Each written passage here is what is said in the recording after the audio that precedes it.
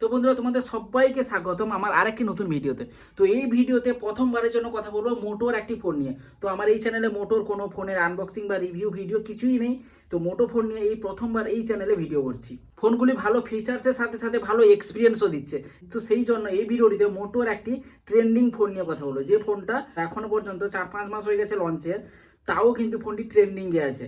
তো সেই মোটোর ফোনটি, মোটোর সেই মডেলটি হলো মোটো H40। 26-27 হাজার টাকা বাজেটের মধ্যে এই ফোনটি পেয়ে যাবে। সেলের সময় অনেকটা কম দামে ছিল, কিন্তু আমি এখন যখন চেক করি 26,000 বা 27,000 এরকম দামই আছে। তো এই ফোনের সব কিছু ভালো দিক এবং সব কিছু খারাপ দিক এবং আমার এক্সপিরিয়েন্সটা কেমন, কারণ এই ফোনটা আমি অনেকদিন ধরে ইউজ করছি, তাই এক্সপিরিয়েন্সটাও এই ভিডিওতে শেয়ার করবো। তো সেইটা জানার জন্য অবশ্যই এই ভিডিওটা সম্পূর্ণ দেখবে। তো চলো, বেশি দেরি কিসের, শুরু করি।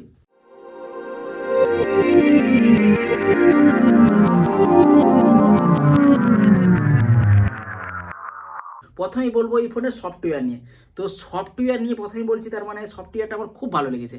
তো এই ফোনটিতে কোনো কাস্টম ইউআই নেই, এই ফোনটিতে পুরো স্টক অ্যান্ড্রয়েডের এক্সপিরিয়েন্স হবে, তাই কোনো এক্সট্রা অ্যাপও দেখতে পাবে না এবং কোনো এক্সট্রা অ্যাডও দেখতে পাবে না। তাই সব কিছু পুরো ক্লিন এক্সপিরিয়েন্স পাবে। তো অ্যান্ড্রয়েড এক্সপিরিয়েন্স কিন্তু আমার খুবই ভালো লাগে, কারণ এক্সট্রা কিছু নেই, যে কিছুই লাগবে সেই কিছুই থাকবে, ফোনে কোনো জঞ্জালের সিস্টেম নেই। তাই স্টক অ্যান্ড্রয়েডের এক্সপিরিয়েন্স কিন্তু দারুণ লাগবে। হয়তো এই ফোনটিতে কাস্টম ইউআইয়ের যে ফিচার্সগুলো সেগুলো পাবে না, কিন্তু মোটো নিজে থেকেই মোটোর ফোনগুলিতে ভালো ভালো ফিচার্স দিয়ে থাকে, যেগুলো কাস্টম ইউআইতেও পাবে না। মোটোর কিছু এক্সট্রা ফিচার্স এবং কিছু স্টক অ্যান্ড্রয়েডের ফিচার্স সব মিলে কিন্তু এই ফোনটি একটি ক্লিন এক্সপিরিয়েন্স দিবে। তো মোটো সিকিউর ফোল্ডার, তারপর ফ্যামিলি স্পেস, এই সব কিছু তো ফিচার্স আছেই মোটো ফোনে, এগুলো মোটো ফোন স্পেশাল। আর এই ফোনটিতে 2 বছরের অ্যান্ড্রয়েড আপডেট পাবে, মানে এখন 13তে আছে, তোমরা 14-15 পর্যন্ত আপডেট পেয়ে যাবে।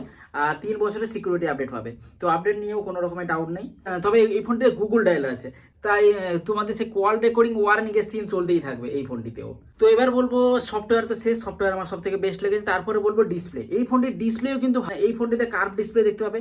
তো কার্ভ ডিসপ্লের সাথে সাথেও এই ফোনটিতে 6.55 ইঞ্চির ফুল এইচডি প্লাসের পোলেড ডিসপ্লে দেখতে পাবে। অ্যামোলেড নয়, কিন্তু পোলেড ডিসপ্লে, যেটা মোটো ফোনটাই সবসময় দেখা যায়, পোলেড ডিসপ্লে।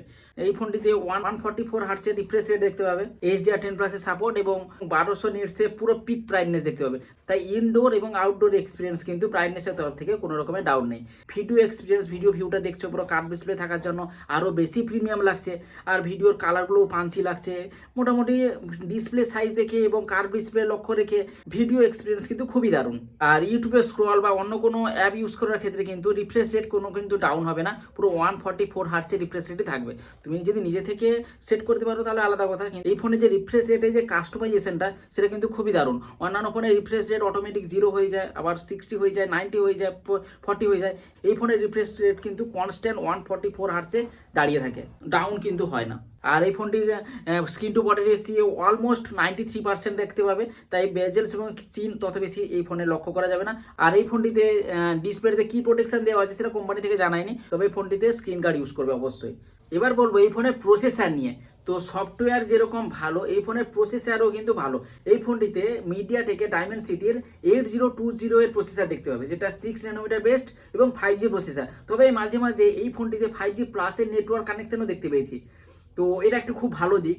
এই ফোনটিতে LPDDR4X এর র্যাম টাইপ এবং UFS 3.1 এর স্টোরেজ টাইপ দেখতে পাবে। তো পারফরমেন্সের দিক থেকে ঠিকই আছে, কম্বিনেশনটা র্যাম, স্টোরেজ এবং প্রসেসর কম্বিনেশন ঠিকই আছে। সেই জন্য বলছি এই ফোনে গেমিং এক্সপিরিয়েন্সও দারুণ পাবে।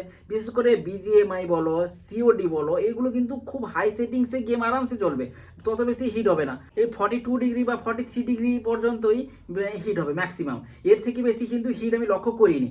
তাই বলছি এই ফোনটিতে গেমিং এক্সপিরিয়েন্স বলো বা মাল্টি টাস্কিং বলো বা অ্যাপ ওপেনিং ক্লোজ বলো, সব কিছু এই ফোনটি কিন্তু স্মুথলি চলবে, কোনো রকমের কোনো ডাউট নেই। এবার বলবো এই ফোনের ক্যামেরা নিয়ে। এই ফোনটিতে 50 মেগাপিক্সেলের ওমনি ভিশনের সেন্সারের ক্যামেরা দেখতে পাবে। তো ওমনি ভিশনের সেন্সার, তবে ওমনি ভিশনের সেন্সার কিন্তু এই ফোনটা ভালো কাজ করেছে, যদিও নাইট মোডে এই সেন্সার তত বেশি ভালো কাজ করেনি, ডে মোডে সেন্সারটা ভালো কাজ করেছে। আর এই ফোনের ফটোগুলো তো তোমরা স্ক্রিনে দেখতেই পাচ্ছ। ফোনটিতে 4K 30 FPS পর্যন্ত ভিডিও রেকর্ডিং করতে পারবে। আর অল পিক্সেল ফোকাস মোডও তোমরা দেখতে পাচ্ছ, খুবই ভালো কাজ করছে, ফোকাস মোডটা দারুণ এই ফোনটায়। আর ওমনি ভিশনের সেন্সার দিয়েছে, তাই ফটো কোয়ালিটি যে একবারে টপ নচ হবে সেরকম আশা করবে না। মোটামুটি কাজ চালানোর জন্য এই বাজেটের জন্য ঠিকই আছে, একবারে এক্সট্রা অর্ডিনারি নয়, এভারেজ। আর 13 মেগাপিক্সেলের আলট্রা ওয়াইড, সেরকম 2 মেগাপিক্সেলের ম্যাক্রো, 2 মেগাপিক্সেলের ডেপথ, এগুলো দিয়ে টাইম পাস করেনি। দুটো ক্যামেরা দিয়েছে, সলিড দিয়েছে, একটা 50 মেগাপিক্সেলের, একটা 13 মেগাপিক্সেলের। আর ফোনটিতে 32 মেগাপিক্সেলের সেলফি ক্যামেরা দেখা যাবে। সেলফি ক্যামেরাতেও সেম 4K 30fps পর্যন্ত ভিডিও রেকর্ডিং করতে পারবে, তাই সেরকম ভেদাভেদ রাখেনি। রিয়ার ক্যামেরাতেও যেই ভিডিও রেকর্ডিং দিয়েছে, সেলফি ক্যামেরাতেও সেই ভিডিও রেকর্ডিং দিয়েছে। তো এই ফোনটিতে সেলফি ক্যামেরাতে বুকে মোডও আছে, তবে সেলফি ক্যামেরাটিতে নাইট মোড সেই খারাপ লেগেছে। নাইট মোডটা কিন্তু এই ফোনে কোয়ালিটি বাড়ানোর দরকার ছিল। তবে এই ফোনটিতে যদি সোনির সেন্সার থাকতো না, তাই এই ফোনটি পুরো ধামাকা কিলার ফোন হয়ে যেত। তো যেহেতু সোনির সেন্সার নেই, ওমনি ভিশনের সেন্সার, তাই বলবো ক্যামেরাটা এভারেজ, ততটা বেশি আউটস্ট্যান্ডিং নয়। হ্যাঁ, আর একটা কথা ভুলে গেছি, এই ফোনটিতে কিন্তু ফটোতে 8x পর্যন্ত জুম করতে পারবে এবং ভিডিওতে 6x পর্যন্ত জুম করতে পারবে। এবার বলবো এই ফোনটির ব্যাটারিতে। এই ফোনটিতে ব্যাটারিতে 4400 mAh ব্যাটারি লাইফ দেখতে পাবে 68 ওয়াট ফাস্ট চার্জিংয়ের সাথে। তো আমার মনে হয় 5000 mAh ব্যাটারি লাইফ দিলে হয়তো ভালো হতো, যদিও ফাস্ট চার্জিং দিয়েছে, কিন্তু বর্তমান দিনে 5000 mAh ব্যাটারিটা চলে। কিন্তু এই ফোনটিকে একটু কম্প্যাক্ট বানানোর জন্য এবং হ্যান্ডফিলটাকে ঠিক রাখার জন্য ব্যাটারি লাইফটাকে কমিয়ে দিয়েছে, 4400 mAh রেখেছে। তবে 5000 mAh ব্যাটারি লাইফ কিন্তু দরকার। এই ফোনটিও 40 থেকে 45 মিনিটের মধ্যে ফুল চার্জ হয়ে যাবে। তো তোমরা আরামসে একদিনের ব্যাটারি ব্যাকআপ পেয়ে যাবে, প্রসেসরটা যেহেতু ভালো আছে। বাকি তোমরা যদি হাইভাবে বা আলট্রাভাবে একবার এক্সট্রিমভাবে ইউজ করো, তাহলে হয়তো একদিনের ব্যাটারি ব্যাকআপ পাবে না। তো তোমরা তোমাদের ইউজের উপরেই তোমাদের ব্যাটারি লাইফটা নির্ভর করবে। তো আমার কাছে কিন্তু একদিনের ব্যাটারি ব্যাকআপ দিয়েছিল, কারণ আমি বেশি হাই গেমিং করি না, মোটামুটি ইউটিউব, ইনস্টাগ্রাম, ফেসবুক এইসব কিছুই করি, তত বেশি হাই গেমিং নাই বলেই ব্যাটারি লাইফটা কিন্তু আমার বেশি দিয়েছিল। তো ফোনটিতে কিন্তু ওয়্যারলেস চার্জিংয়ের সুবিধা আছে, তো তোমরা এটাকেও মাথায় রাখবে। তো কোনো ফোনের ডিজাইন নিয়ে ভিডিওটিতে সবসময় আগে বলি, কিন্তু এই ফোনের ক্ষেত্রে ডিজাইনটা শেষে বলছি। তো একটু আলাদা রাখার চেষ্টা করেছি। এই ফোনের ডিজাইনটা কিন্তু খুব মারাত্মক লাগবে, কারণ রেড লুকিং লাগছে, পুরো মানে রেড কুইন হিসাবে লাগবে ডিজাইনটা। আর হাতে ধরলেই বুঝতে পারবে এত বেশি ভারীও নয় আর এত বেশি চড়াও নয়, তাই এক হাতে আরামসে ইউজ করতে পারবে এবং হ্যান্ড ফিলটা একেবারে দারুণ লাগবে। বিশেষ করে এর যে ব্যাকটা পুরো লেদার ফিনিশ দিয়েছে, সেই জন্য আরও বেশি ভালো লাগবে ধরতে। তবে ফ্রেমটা মেটালের। ফোনটির লুকিং এবং হ্যান্ড ফিলে কিন্তু কোনো রকমের ডাউট নেই, পুরো প্রিমিয়াম কোয়ালিটি দিবে। আর এই ফোনটিতে ডুয়েল স্পিকার আছে আর ডলবি অ্যাটমসের সাপোর্টও আছে। ফোনটিতে কিন্তু IP68 এর সাপোর্ট আছে, তো সেই জন্য জলে ডুবিয়ে রাখলেও কোনো রকমের অসুবিধা হবে না, তবে সেটা একটু লিমিটে জলে ডুবিয়ে রাখবে। তবে বেশিক্ষণ জলে ডুবিয়ে রাখতে যেও না, জানো, পরীক্ষা করা ঠিক আছে, হালকার উপর ঠিক আছে। ফোনটিতে কিন্তু একটি ফিজিক্যাল সিম আর একটি ই সিমের সাপোর্ট আছে, তো এটা মাথায় রাখবেন। আমার কাছে এই ফোনটিতে 8GB র্যাম এবং 256GB স্টোরেজের ভেরিয়েন্টটা আছে। তো এই ফোনটিতে সব কিছু ভালো দিক এবং খারাপ দিক নিয়ে আলোচনা করলাম। তো তোমাদের বাজেট যদি 30,000 টাকার মধ্যে থাকে, এবং এই ফোনটি কিন্তু একটা বেটার চয়েস হতে পারে, তো তোমরা এই ফোনটিকেও চেক আউট করতে পারো। 30,000 টাকা বাজেটের মধ্যে এই ফোনটি কিন্তু তোমাকে নিরাশ করবে না। তো প্রসেসর ভালো পাচ্ছ, ডিজাইন ভালো পাচ্ছ এবং সফটওয়্যার আপডেটটা বেস্ট লাগবে। যদিও ক্যামেরাটা এভারেজ, তাও ঠিকই আছে মোটামুটি সব দিক থেকে দেখলে। এই বাজেটে কিন্তু 26-27 টাকা বাজেটে এই ফোনটিকেও তোমরা চেক আউট করতে পারো।